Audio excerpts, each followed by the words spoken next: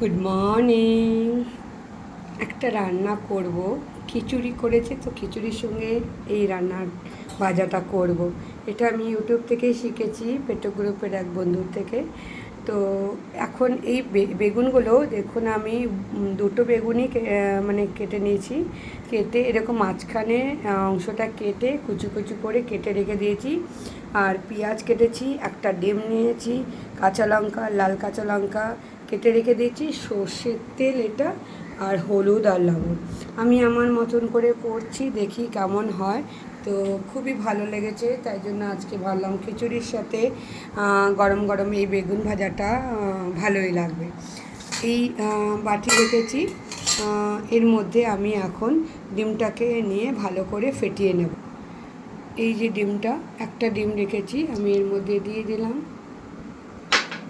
কাঁচা লঙ্কাগুলো এর মধ্যে দিয়ে দিলাম। আর এই পেঁয়াজ, এই যে পেঁয়াজ কুচি রেখেছি আর বেগুনগুলো ভেতরের অংশটা কুচি রেখেছি, এগুলো সব এখন এর মধ্যে দিয়ে ভালো করে ফেটিয়ে নেব। তারপরে লবণ আর হলুদটা দিয়ে দেব। সব এর মধ্যে ঢেলে দিয়েছি।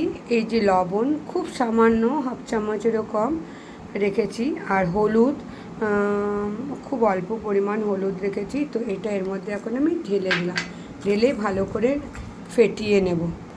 খুব ভালো করে ফেটিয়ে নিয়েছি। এবারে আমি গ্যাসে কড়াই বসাবো আর কি। বসিয়ে তেলটা ভালো করে অল্প তেল দিয়ে একটা একটা করে ভাজবো। কড়াই বসিয়ে দিয়েছি, এখন একটা একটা করে ভাজবো। তো এই এতটুকু তেলের মধ্যেই আমি ভাজবো।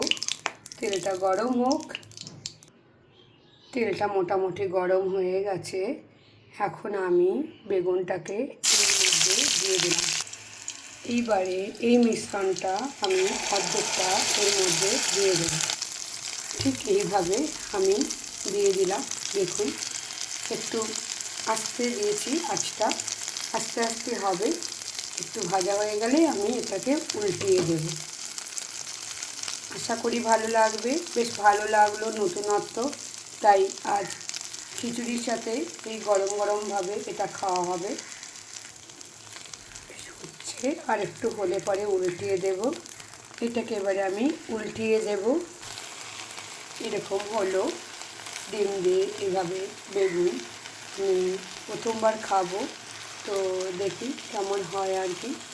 যেমনভাবে বেগুন ভাজা করি, এটা যেহেতু ওই বেগুনের অংশগুলো কেটে কুচি কুচি করে কেটে ডিমের মামলেটের মতন ডিমের বেগুনের কুচিগুলো ওর মধ্যে দিয়ে তার ভিতরে দেওয়া। তো আস্তে আস্তে এটা মানে আস্তে করে করছি। এক সাইডে হয়ে গেছে, আর এক সাইডে হয়ে গেলে উঠিয়ে নেব।